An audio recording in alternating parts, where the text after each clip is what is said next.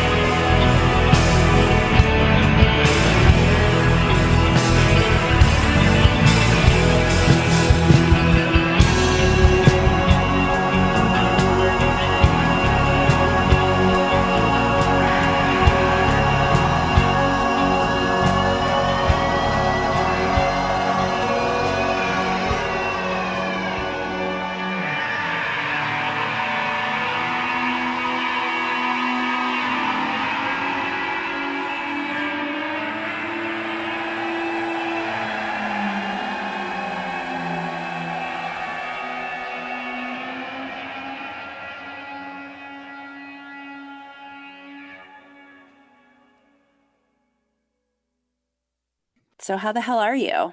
Good. How's my sound check? I think you sound great. I'm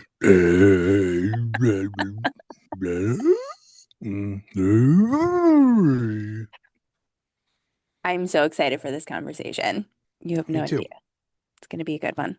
By the way, I love this new project that you have going on. I was Oh, listening thank to you. the album again this morning, and I love it. So, Any favorites? um, I mean, I just love the opening track, first of all, because I just feel like it- it's you. And Yeah, so that's what I love about it is it's so you. And the opening line is just, I got some crap from the Amazon is just I what a think way to open a song and an album and just this is music by Karl Engelmann. yeah, I was like, listen, I'm that's like, ah, yeah, there he is. Like, this is when true. right This, away. And it's just amazing. But I just love all of it. It really feels like an album that I enjoy listening to it from front to back. Like I think it's something that it's very cohesive in the track listing. And you said that, that was because of Ben's magic with the track listing and he did a that's fantastic true. job with that. So that was a nice combination Mhm. of both of you, I think, in this whole project. So Sedona was a favorite too. And then you sent me those pictures and Sedona's on my bucket list. Like I really, Mhm. really want to get out there and spend some time out there. So Yeah, I had no idea what to expect. I had no idea what to expect with Sedona. I was like, I mean, my wife is the one who got us to go out there, and it's been on her bucket list forever. And I was like, okay, whatever, but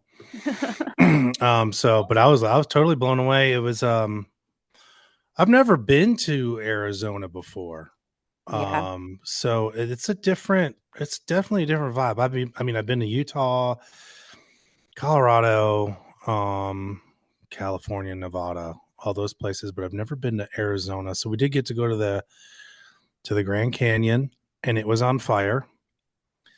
What? Um it was on fire. There was some fires on the north rim, and you could see Okay. the smoke coming over.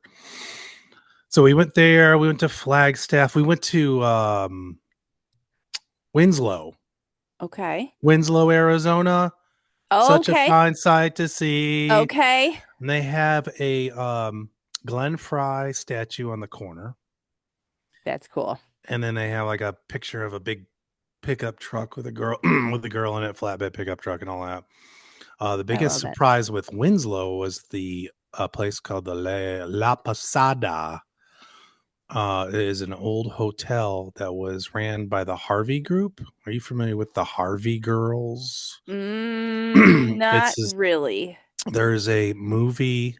Judy Garland was starred in a movie called The Harvey Girls. Came out in the '50s. But it's basically like a hotel chain that was in out west. That was it was implemented on the railways.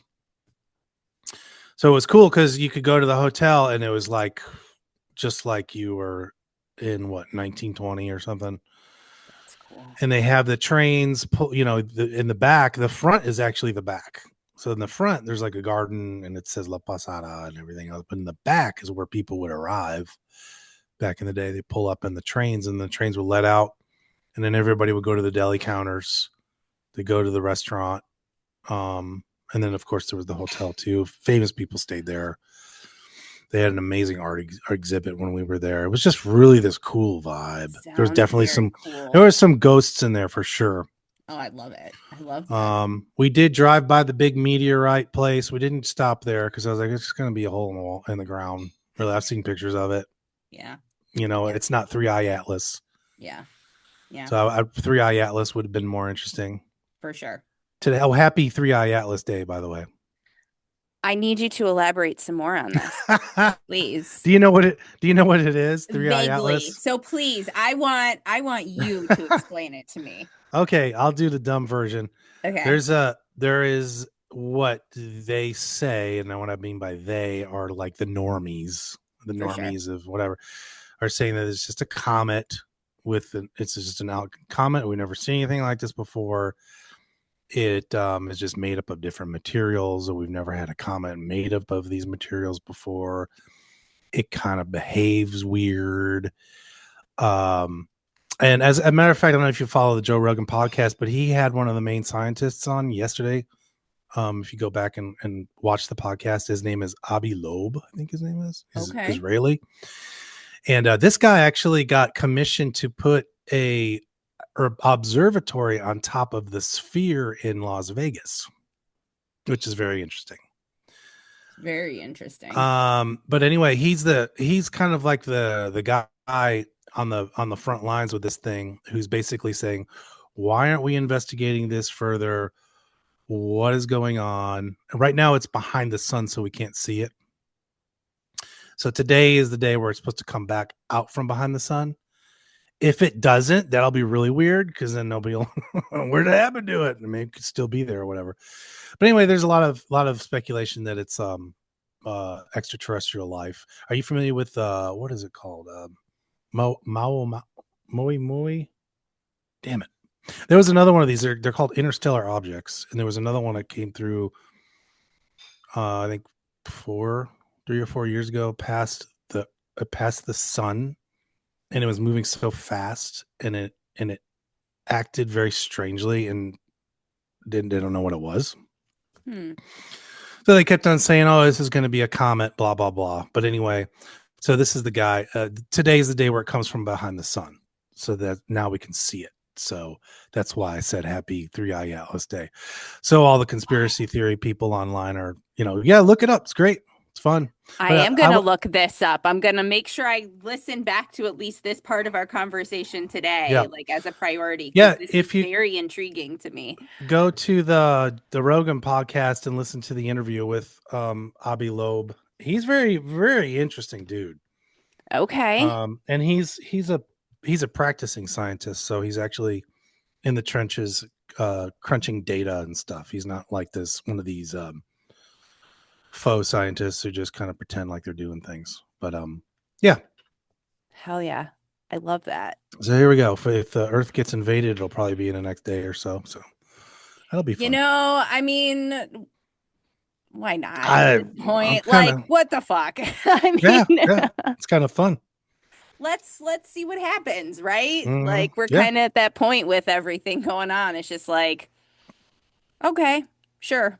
Why Right. not? Hmm. It Right. wouldn't be, it's the funny thing is I feel like we're at the point in the year, but just with people where it wouldn't be as surprising as if that would have happened before years ago, decades ago. It would have been, Hmm. everybody would have been losing their minds. But now, because so much crazy shit is just literally the norm from day to Hmm. day now, that Yeah. people would just not be fazed by it. They'd just be Yeah. like, okay, sure. Just go on Yeah. with their day. I do think it's arrogant to like think that we're kind of just alone as far as intelligent beings in the universe. 100%. Um, Yeah. But that's a that's another conversation on another podcast for sure that I would love to totally. have with you sometime for Totally. sure. Totally. I would love to get into world events with Karl Engelmann. That would be a spicy episode, but it would be amazing. I think it would be I'm just an incredible. amateur. I'm an amateur with that stuff. So I mean, there's a lot of people out there that are much more versed on all this stuff. Yeah, but I Because don't think I got to worry about restaurants and families and stuff. So it's and like, things like that. And musical yeah, projects and musical like project. this. Well, musical projects is that's like the only thing that really kind of you know keeps me normal. Really, Yeah, Ellen will truly. tell you. Ellen will tell you that. Truly. So Hmm. let's talk about Cuddle Clouds. Okay. Yeah, I'm excited about this. This is a fantastic project. You and Ben Kilmer. So Hmm. talk to me about, first of all, just working with Ben on this project. Like, where did the idea start? Where were the seeds planted? Ben has been we've been playing together for a long time. He's probably my favorite drummer in the whole wide world. He's like my soul brother as far as playing drums. Sorry, Crojo. Anyway, um, we about oh gosh, it was right around when we were doing the podcast with Rob. I had asked Ben to come over, and I'm like, Ben, I just want to do something that's not really songs, just something that's different for both of us, just a studio thing, And then, so let's start this, and then we started it, and laid down a whole bunch of drum tracks. And years went by, and then I was like, I texted him like, "Hey, man, you remember when we recorded those bass or the bass tracks, like BASE, not BASS tracks for the new album that we had talked about, doing something?" I said, "Well, I've been doing stuff with it, and then I've been sending him mixes, and he's like, 'Oh, wow, holy crap, this is great.'" And then it kind of just went from there, and then I just kept on, skipping out of whatever I was doing, coming home, getting in the studio, laying tracks on top of what, layering and layering and layering and layering, coming up with ideas, chopping things up, and just sending it to him, and getting his feedback, and then we would kind of collaborate on some ideas and whatnot, and that's kind of it. And then all of a sudden, I just put it all together. The last three songs that we did were Your Light, Sedona, and Octopus. Those were the last that we finished. And the last that he had put drums on. Most everything's done with click tracks, so we can put stuff at any point. We can put whatever we want on top of it and synced to where it needs to be. So those were the last three, and then after that, I just kind of put it all together, and I was trying to come up with, I didn't want to call it like the Karl Engelmann album because that's just, it's hard to spell my name anyway. So I just wanted to do something that, he can kind of remember. And I kind of was just zoning out on it, and I was thinking about it, and I was like, it's very cozy. And that's kind of the adjective that popped in my head, was cozy. And then for the tracks they weren't called this before the album came out, but it was the three that are named after cloud formations, which are Sirius, Cumulus, and Stratus. They sounded like the title. That makes sense. Absolutely. And so I was like, well, I like this cozy cloud kind of thing. This is kind of fun. And then it just popped in my head, Cuddle Clouds, like Ben and I cuddling up together. I love and this. being buddies, and just kind of, wearing fuzzy outfits and, embracing each other. Whatever the hell. I love it. And Ben's such a fun guy, and he likes to play around like with things too. So he was all about, actually what happened was I just texted him. I was like, "Oh yeah, we're called Cuddle Clouds." He's like, "Okay." So I was like, "Okay, whatever." So That says so much, though, about your dynamic, that there was just no hesitation, no anything, just he okay. he's a good sport. I He's a love it.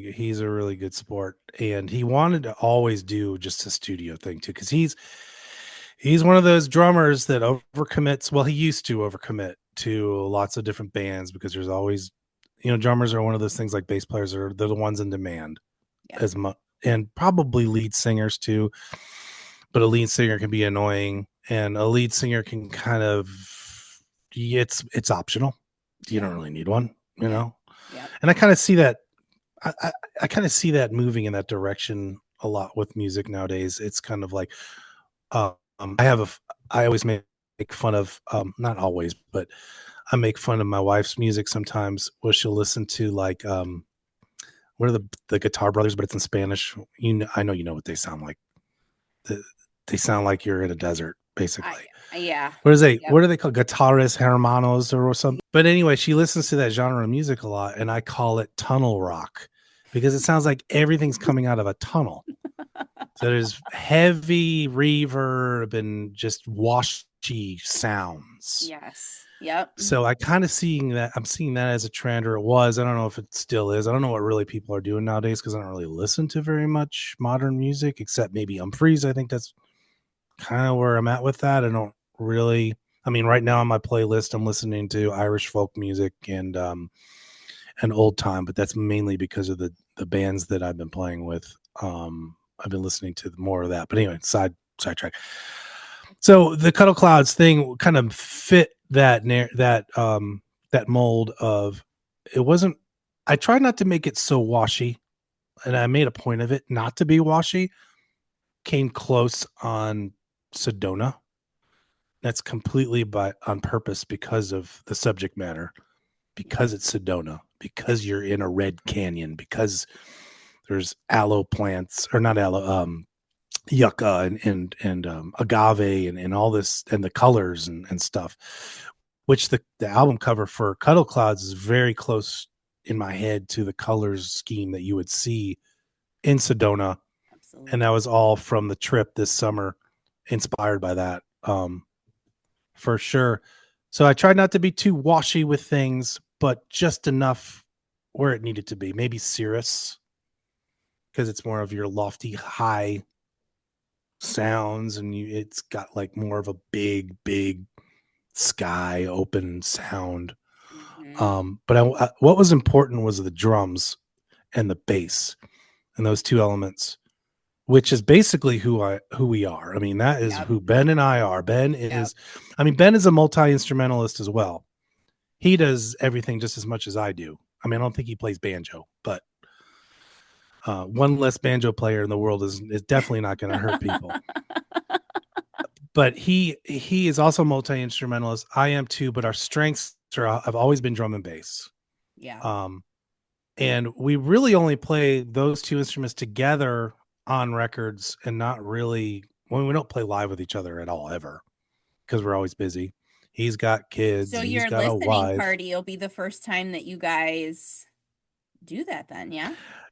Well, that's kind of funny that you say that, and I'm not going to reveal too much about what we're actually going to do on Okay. Sunday, but you'll Okay. know.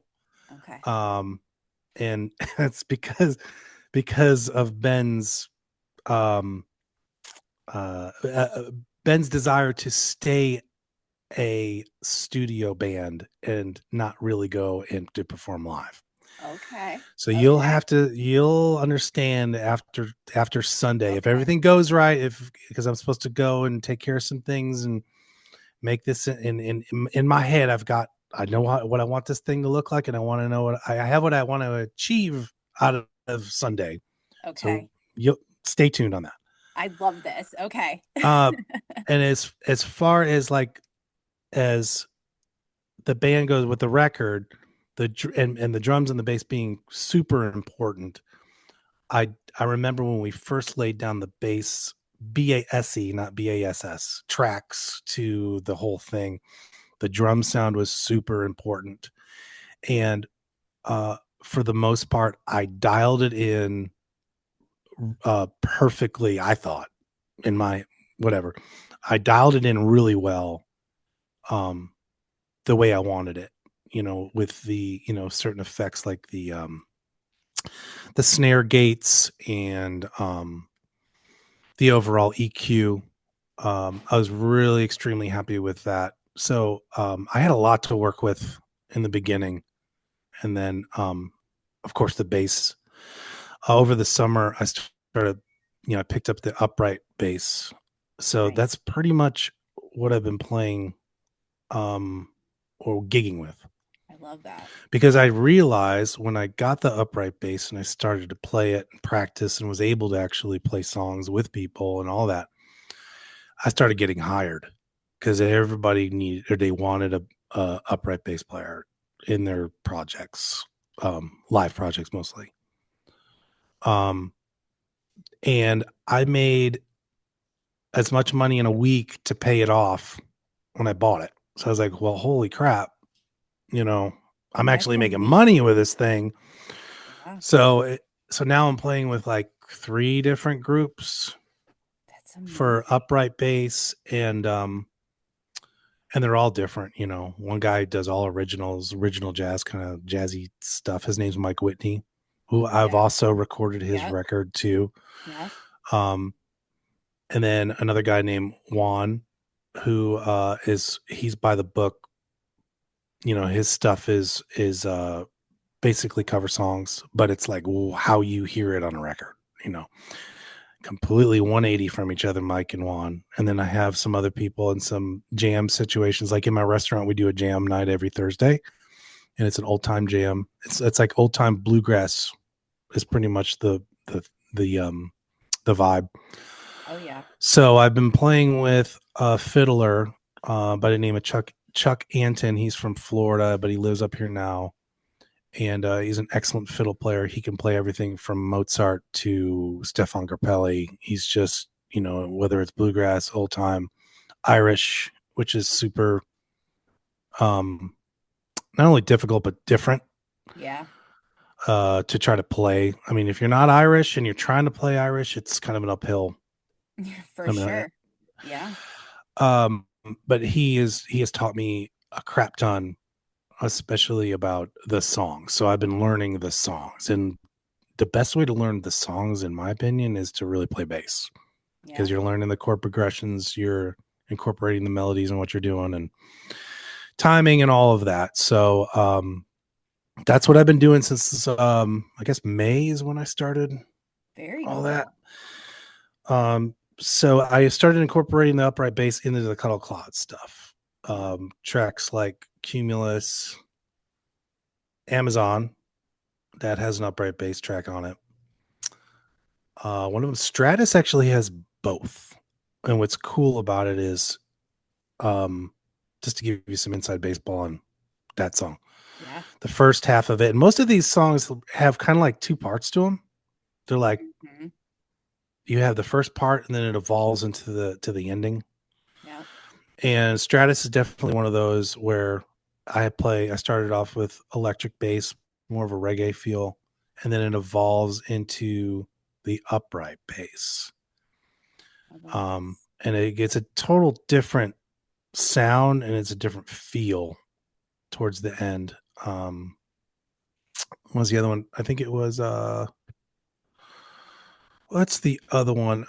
Reaction. That was the first one that I did with the upright bass. As a matter of fact, that song was led by the upright bass before we put anything else on it.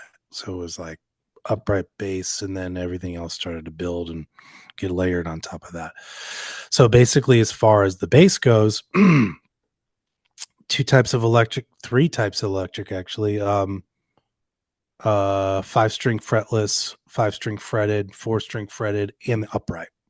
Nice. And as far as Ben is concerned, he did pretty much the same drum kit, but I believe we switched up some cymbals and that kind of thing.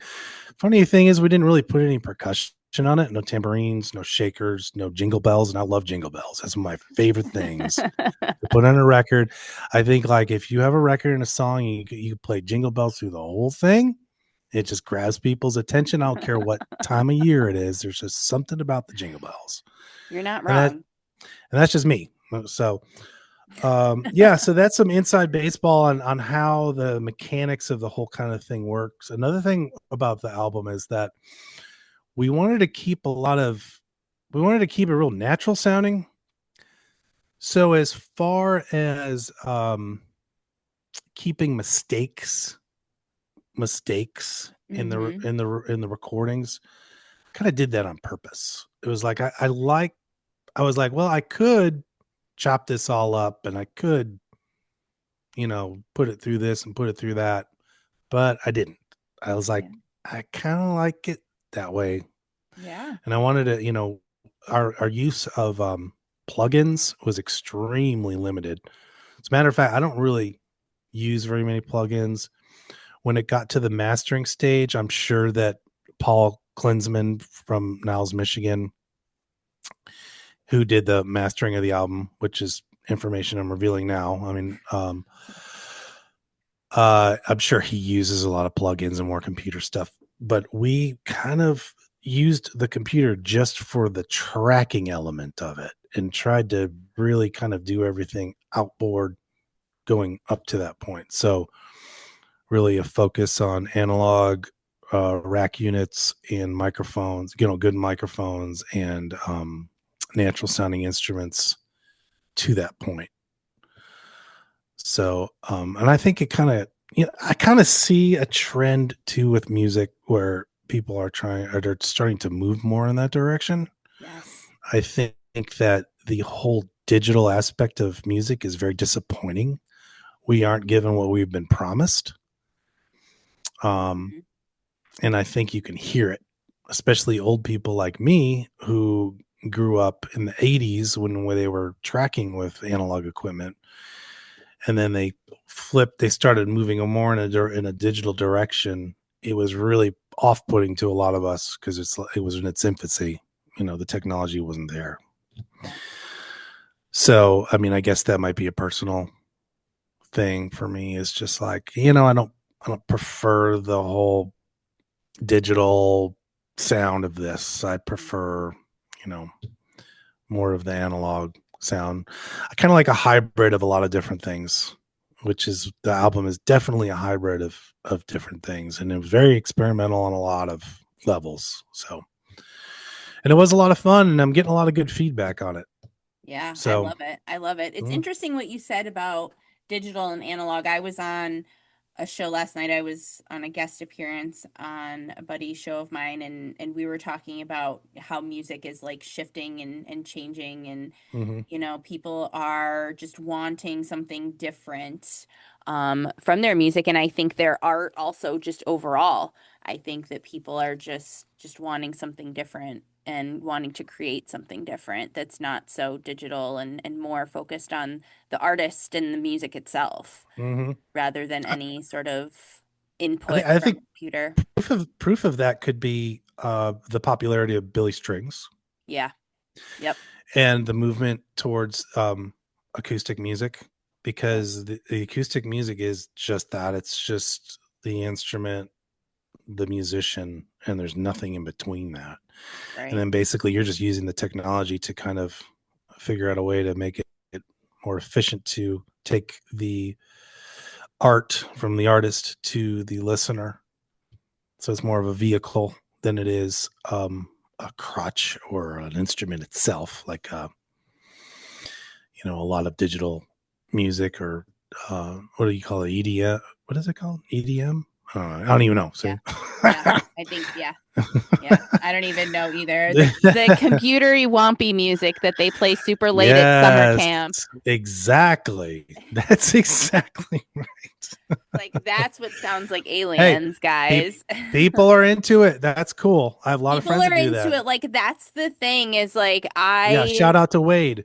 yeah, literally though, but like, people love it and that's like their community and that's their Yep. people and their tribe and their thing and they get all excited and Yeah. that's their music that keeps them sane. So I love Hmm. that for them, Right. you know?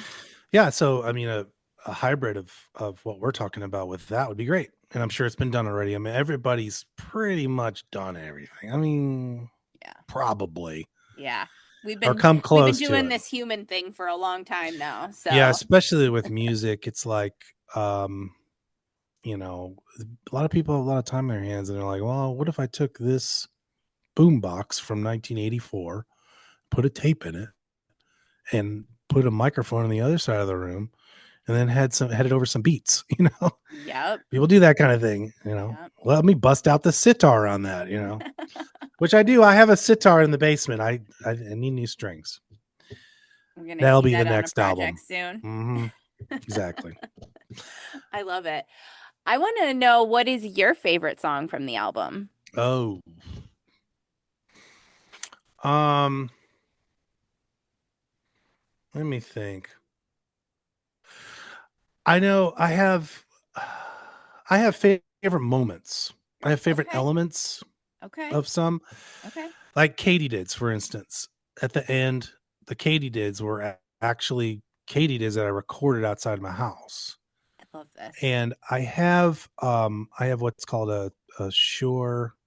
I hope I get the number right. It's an S SV88. That's the name of it. It's a stereo microphone that plugs into your phone, and Cool. it's about that big, and it just goes right into the jack of your phone. You can go outside and press record, and then hear the sound. So what I did was I've always been fascinated with katydids, and I don't know if you've ever do you have them up in New York? Yeah, you do. Yeah, we Do you do. not? I think we do. They usually come out in late summer. Down here, they're like Indian legend. They're Okay. Indian legend that are Indian lore. They signify the end of summer Okay. into autumn. So how are they related to cicadas? I don't. I mean, they're bugs, Right. insects, but I don't think they're. I don't think they're very closely related. They're. I mean, if you look up some videos of them, Okay. they're completely. They look like a leaf. They look like a Okay. green leaf with long Okay. legs. Okay. Okay. Um, and I in the cicada, I think that has more like of an exoskeleton-y like thing yeah, because it you see looks a like the little. bodies It's around. got these eyes that are like Yeah. this, and they're flat headed, kind of like that. Yeah. Okay. Okay. I doubt they're even related, Okay. but they sound. Their sounds can get confused. Um, Yeah, that's why I for asked. each It was other. more Yeah. of like the sound reason of it. So, I would recommend anybody who wants to know what the hell we're talking about to go on YouTube because people have videotaped the sounds coming from both of these insects. Now, the katydids have always fascinated me because at night, the whole forest down here it just starts erupting with these things, and it's so loud. It could be deafening. And what I've noticed about them is that they're kind of like in groups, and they start to just it sounds like chaos. Shh, shh, shh, shh, but it's like all over. And then like clockwork, they start syncing up closely. Shh, shh, shh, and then they'll kind of go off. It's kind of like if you're listening to a song and then watching the windshield wipers go back and forth. mm-hmm. And then the windshield wipers will go in time to the music, and then it'll go off time, and it's completely off and it's chaotic, and then it'll go back to it like what is that thing called, the with the balls on the strings and you drop The one and why can't I think of what it is right now? whatever the hell it is. Whatever it's called. It's not an abacus because that's the I counting was like, thing. it's not an abacus. I know that's not it. I'm like, why is this the only word I can think of right Right. now? But anyway, so I It's a wanted to. pendulum. Are you talking about a Yeah, pendulum? it's kind of like a pendulum, Okay. Well, we're on but the right anyway, track. but I've been fascinated with the fact that they how they sync together and then they go off and then they Yeah. come back and they sync together. Um, and it, I didn't really I didn't really accomplish that on the record too much, but what I did do was I took two different recordings, two different stereo recordings of the katydids, and I put them in stereo in both ears so that if you're listening to it with headphones, it's like, wow, I'm like right here in the woods. It sounds like that. Yeah. And that was one of my favorite parts of the record, because I've always wanted to do that and I've always wanted to kind of put it in somewhere. Mm-hmm. And that was my opportunity to put it in, even though it's at the end of the song. The song kind of goes to it. At the beginning of the song, you have like this marching drum beat that I Mm-hmm. kind of thought kind of kind of emulated the katydids in a weird way. Absolutely. Yeah. Um, and as well as what Ben did with the song and all of that. So I was really I had a lot of fun doing that. I was very proud of that. Um, Sedona was something that we went on our trip, and I had all these ideas about a lot of things, not just music. And then I came back in the studio, and then I started to just play around with things, and then it just kind of came out, and I was like, this this is what that experience made me feel when like when we one of the nights when we were there, we were at this airport that is on a mountain and it overlooks the town of Sedona. and That's people go up incredible. there. It's a big like sunset thing. So when it's clear out, which is a lot because it's the desert, Yeah. people go up there on the mountain to watch the sunset. And when we were up there one night, there was this really cool dude who had a PA system, and he was looping like this really far out spacey guitar, like Okay. acoustic, and he played flute and he played didgeridoo, and he was making it work All um, right. on the spot, like, and it was really wild because everybody was digging it, Of and course they were. I don't know if it was the Arizona gummies or what, but everybody was really in tune and basically feeling that vortex, if you will. That's a Yeah, big thing out there too. totally. So I actually recorded it on my phone what that guy was doing. I didn't really reference that to this, to work with as a tool for the song. It was just kind of like a memory of because I've actually played with didgeridoo players before a long time ago.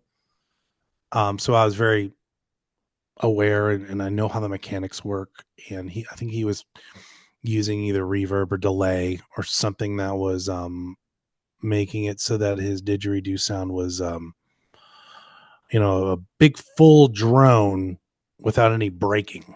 And then you would have this big drone, and then he would put the flute on top of that, and guitar and whatnot. It was really, really fascinating. So that was definitely instrumental as far as the influence of that song, Sedona. One of the moments, one of the musical moments um, for the record. So that was fun. Sedona kind of surprised me when it all came together. And I think it was the use of distortion, kind of a rock feel. Hmm. And I sent it to Ben, and I sent him a bunch of stuff. And then his response was, I got a lot of ideas for Sedona. I was like, okay. And then he came over and put them all down. And once he put his things down, I think that's when everything kind of took form and shape to what it is now. Because originally, when I was just playing around with it without any kind of beat, if you will, Hmm. it was lacking in its identity. So it wasn't until Ben, which is weird because most people don't put drum tracks after. It's Right. usually one of the first things you put on. This was completely different.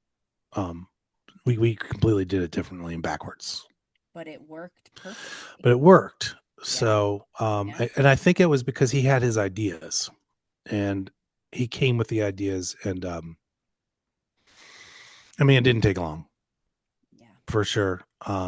He's got a really good he has really good ideas. He has really good execution, and his ghost notes, his grace, and that's what I hear the most with Ben is definitely grace. Hmm. Um, he's just got a great sound, so I'm happy to be a part of an actual project with him. I mean, he plays drums and a lot of stuff that I've done in the past, but this was like one that was specifically him and I. Yeah. So Yeah. Absolutely. So, do you think that you guys will do more with this project together? yeah, I mean, I've thought about part two, um, for sure. Whether we call it something completely different, I don't know. It all depends. It all depends on you know. Everything, really. Yeah, I mean, if we really, it all depends on if we want people to hear it or not. Right. If we do, then we might latch on to what people recognize and they know.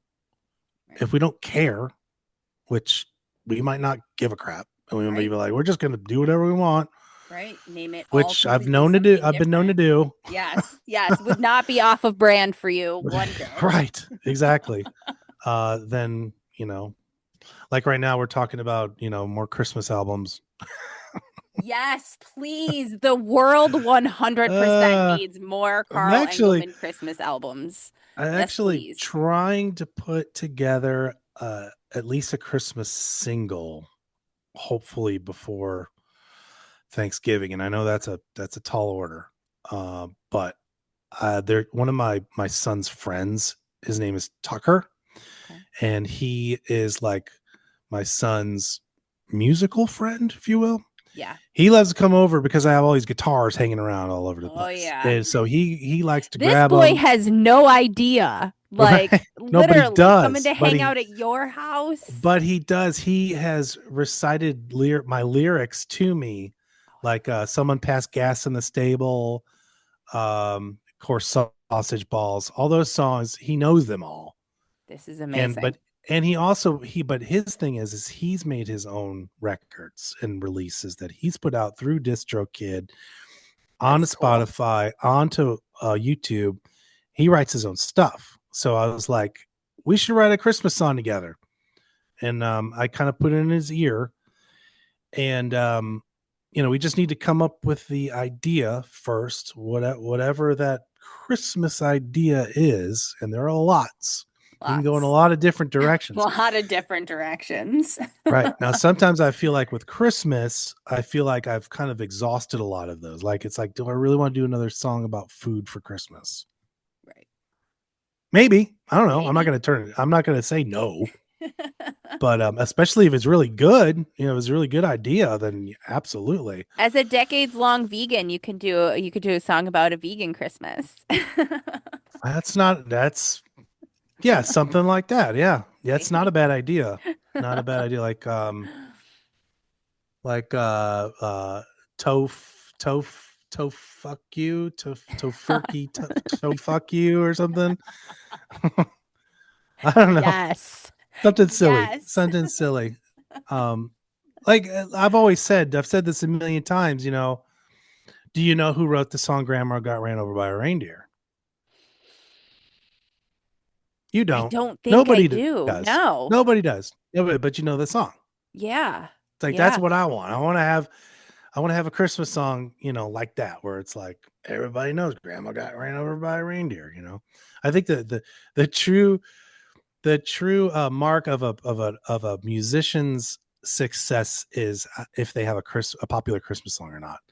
I mean, Yeah. look at George Michael. I Yeah. mean, he did it. Yep. That guy did everything. A Yeah. lot of people don't realize how amazing George Michael was. Truly though. He Yeah. really was. He Yeah. really was amazing. Yeah. Have you ever seen him sing live on the Queen tribute concert in Brazil with the band members of Queen? No, and I fucking love You Queen, so I need to watch you this. you need to. It is the most amazing cover of a Queen song ever. He Okay, did I'm watching this he did today. "Somebody to Love." Yeah, I think that was the song he did, was "Somebody to Love." Oh, hell yes. And it is in front of a million people in, I think, Sao Paulo or somewhere in Brazil.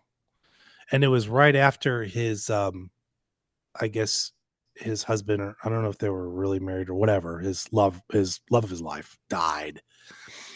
And instead of slipping into some kind of um hole, he decided to, he was asked by Queen to sit in. And it's just almost better than Freddie. That's It is amazing. incredible. I'm Anyway, gonna have to watch this today. I don't know how we got on George Michael, but I Christmas don't care. music. It's That's amazing. how. I love it. Yeah. So We we went need down a Humphreys, whole thing. Humphreys McGee. You need to come up with a Christmas album. Come Do up it with a now. Christmas album, Come on, Brendan Christmas, like Bayless. a Christmas Come cover, like on, Brendan Bayless. their own take on Christmas classics. I think they should. Right? I think they should do it. Why not? Mo For did sure. it. Mo did a Oh, Christmas did they? album. I didn't know. Yeah. I didn't know Mo did. Yeah, they Oh. did a Christmas album and it's actually really good. Hmm. So, Did yeah, Fish check it ever out. do one? Anything Christmas? I don't know if they've done I don't anything think they've Christmas. ever done anything Christmas. at all. Mm-mm. No. So, but the Mo Christmas album is really good. And I don't like Christmas music, but that I can get behind because, it's like it's Christmas Mm-mm. music, but not really. And yours, we always play Sure. yours. My son loves Right. sausage balls. He asks for it every year. It's like a family Oh, tradition. We have to listen to just sausage balls. just so you know, you can go on I think it's iTunes or Apple Music or whatever, and you can download the Sausage Balls ringtone for your phone. Oh my God. Okay. I did that Yes. because I have a friend, and he that's his favorite song, and I was like, I'm gonna make a ringtone of it just for him. That's So fantastic. every time I call him, the Sausage Balls comes up on his phone and starts playing. It's hilarious. That's very hilarious. And I love that So you made a ringtone too. I mean, that's taken it way back also. Like yeah, when we used to make yeah. ringtones for our phones. I know, I know. Yeah, you don't really see that, do you? No. Well, because Yeah. everybody, I feel like, I mean, my phone's on silent most of the time because I just don't want Yeah, to me hear it. too. So, Vibrate. Yeah, I don't even like, it could be I ringing. have I'm too like, what the many fuck is that thing? I have too many notifications. I can't do it. It's like it just go bling bling bling bling bling Yep. bling all the time. Screw Yep. that. Mm-mm, That's the same can't thing do it. with me. I even turned like the little bubbles off on like unless it's like my text or something, but all the other like apps, Mm-mm. I'm like, I can't deal with even like Yes. visually. I'm like, nope, we're Yeah, not even doing going off that. of my pocket right now. Screw As we you. speak. As we speak. Yeah. Another failed promise. The cell phone. Totally. Supposed to make our lives all this. And I remember when we had that phone that hung on the wall, and there was a huge long cord, and you had to take that into your bedroom. Yeah. If you wanted Those were any the sort of days. privacy, unless you Any had another phone in your house and then somebody could correct. just Yeah, we had listen one to in your whole thing. we had one in the garage. I used to go if I wanted to talk dirty or whatever the hell.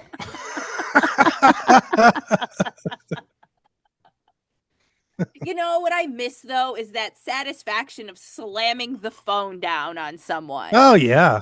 Yeah. Well, I still do Like with what the do we cell get phone, now? but Just aggressively press the button? yeah, Like damn it it. doesn't give you the same like, You're right. maybe that's what we You're need as right. a society. We need to all just slam the phone on the wall. Like maybe we'd feel better, you know? What we need to do as a society is walk in the woods a little bit more, I think. That's our problem. Absolutely. There needs to be a whole lot of grounding with nature. That's what everybody needs to do. Mm-hmm. See, we're Yeah, we back got to to get this back. other podcast you and I need to do. There you go. Walk in the See? woods with Carl and Sarah. Listen for the cicada or the katydids and the cicadas. Cicadas during the day, katydids at night. I love that. That was such a fun track. All of it was just so fun to listen to, and it made me so excited that you have this project out. I want you to describe this album in 3 words. Well, definitely cozy is one of the words. Uh, cozy. Let me think. Cozy sound bed. All right. I like it. I like it. Cozy sound bed. Yeah, Yeah. that, and you can see that cozy sound bed with Ben and I laying next to each other. With your like matching onesie jammies, like footed Yep, pajamas and everything, the little hatch. I love 100%. it. I I used love to have a it. pair of those, and when we Mother Vinegar, we actually got a gig. This was what 20 years ago, yeah, or so, something around that. We had a gig at a strip club Oh my in gosh. in Asheville. Kevin got us this gig at a strip club, right? Isn't that crazy? So I decided I No, was going to wear. considering the source, no, it's not crazy. So I decided I was going to wear a onesie, and I wore a onesie with the flap on it and the buttons in the back. And yes, I did. I Of mooned the course you crowd. did. Of Of course you course I did. did. I have I no was like, doubt. we're in a strip club. I mean, who's to say I can't do that? Exactly. Their insurance covers this, right? Yes. Yeah. And actually, I probably was a lot better looking than most of the acts, if you will. It was a little rough. Oh. Well, all right. But hey, that was an experience, and that's what it's all about. I could Absolutely. not tell you what the set list was. Probably all of our raunchy stuff. Yeah, well, I mean, of course, you're in the right Hmm. environment for it. So Absolutely, 100%. Mhm. But that was the last time, first and last time we ever played a strip club. We did not go on the circuit or anything like that. Um, it's a shame because you probably would have, really been but able yeah, to I think see some success there. you have to be a certain kind of band, like more of a rockabilly thing. I think that would work in a strip club, like on strip club tour. Upright bass would definitely be a piece of that. Crazy hair and onesies. Yeah. Hey, we're on to something. And that's what I'm saying. I mean, you might have just put together your next project. No, how about that? How about that? I got enough. I have enough shows I'm playing right now. It's kind of crazy. I've never been this active with shows since I was probably with Mother Vinegar.